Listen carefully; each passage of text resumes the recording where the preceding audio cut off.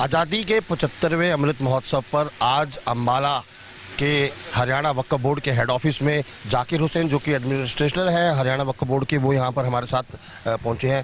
साहब, सबसे पहले तो आज़ादी का जो है 75वां अमृत महोत्सव है, आपको मुबारकबाद। तिरंगा फहराया है, क्या कहेंगे?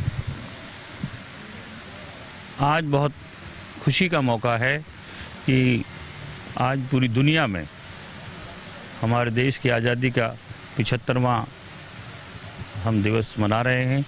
और ये वर्ष आदरणीय नरेंद्र मोदी जी ने ये अवसर दिया कि इसे अमृत महोत्सव के तौर पे पूरे साल मनाया गया है।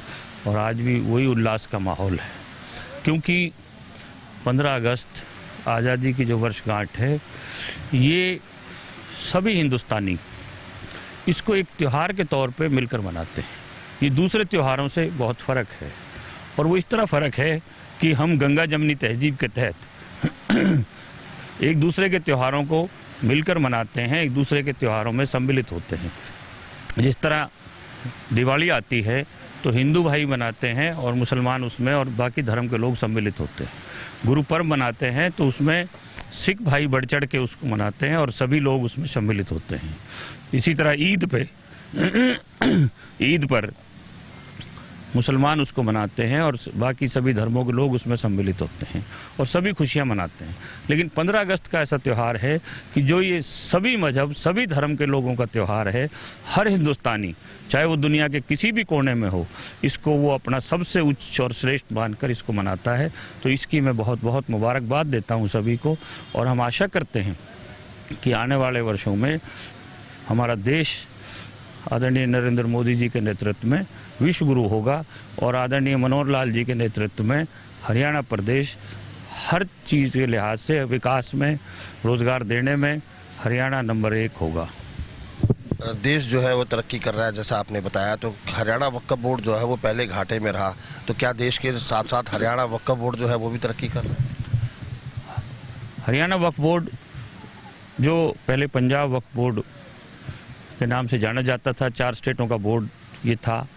और मेरे पिताजी मरहूम, हमारे अब्बा जी इसके 14 साल वक्फ बोर्ड के एक तरह से संस्थापक वो चेयरमैन थे, क्योंकि हरियाणा वक्फ बोर्ड 1960 में बना था और 1964 में वो वक्फ बोर्ड के चेयरमैन बने। 1978 तक वो रहे 14 साल, जब उनकी उम्र 28 साल थी, और जब वो यहाँ से हटे तो उनकी उम्र 42 साल थी। उन्होंने पूरे 14 साल में इस वक्फ बोर्ड को उन्होंने खड़ा किया और पूरी मेहनत की। सभी चेयरमैन, एडमिनिस्ट्रेटर जो वक्फ बोर्ड के रहे, सब ने कोशिश की और वक्फ बोर्ड को एक नए मुकाम पे सबने मिलकर, इसके अधिकारियों ने, उलेमाओं ने पहुंचाया। लेकिन पिछले 10-12 साल से इस तरह के हालात बने, इस तरह की कुछ कानूनों की जो इंटरप्रिटेशन थी वो गलत तरीके से ली गई कि हरियाणा वक्फ बोर्ड लगातार निरंतर घाटे में चला गया। और यहाँ तक नौबत आ गई थी कि 7-7 महीने की सभी मुलाजिमों की, यहाँ तक कि इमामों की तनख्वाह भी नहीं दी जा रही थी। सारे काम रुक गए थे।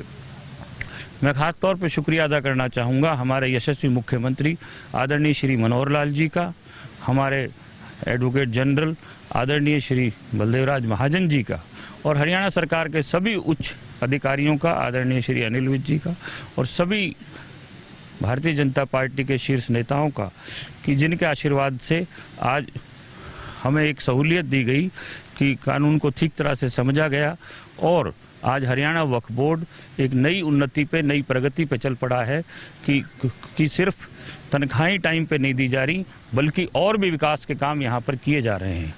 और आज़ादी के अमृत महोत्सव पे आज हमने इस बात का प्रण लिया है कि जिस तरह हमारे यशस्वी मुख्यमंत्री आदरणीय श्री मनोहर लाल जी ने, हमारे गृह मंत्री माननीय श्री अनिल विज जी ने और हरियाणा सरकार ने जो 1857 के शहीदों की याद में जो आज़ादी की पहली लड़ाई थी अंग्रेज़ों के खिलाफ, उसका जो भव्य स्मारक यहाँ पर एक ऐतिहासिक यहाँ पर बन रहा है, और वो एक हमेशा जब तक क़यामत आएगी एक यादगार रहेगी उन शहीदों की। उस पर हमने भी आज ये प्रण लिया है कि हमारे शहीदों के ऊपर कोई भी साथी शोध करना चाहे, कोई उनके बारे में बताना चाहे, कोई किताब लिखना चाहे, या किसी भी तरह का कोई उन शहीदों के ऊपर जो काम करेगा, उसमें हरियाणा वक्फ बोर्ड पूरा, उसमें चाहे उसकी बात हो स्कॉलरशिप की बात हो या किसी और खर्चे की बात हो, हम उसे बढ़ चढ़ के करेंगे। तो बिल्कुल ये थे हमारे साथ जाकिर हुसैन, जिन्होंने 75वें स्वतंत्रता दिवस पर एक बड़ी घोषणा जो है वो भी की है कि अगर कोई भी आदमी शहीदों को लेकर किसी भी तरह का कोई प्रोजेक्ट जो है वो लेकर सामने आएगा, कोई शोध लेकर सामने आएगा, कोई किताब लेकर सामने आएगा या उसके ऊपर कोई अन्य काम करना चाहेगा तो हरियाणा वक्फ बोर्ड की तरफ से उन्हें स्कॉलरशिप दी जाएगी। अम्बाला से खबरें अभी तक के लिए कमलप्रीत सब्रवाल।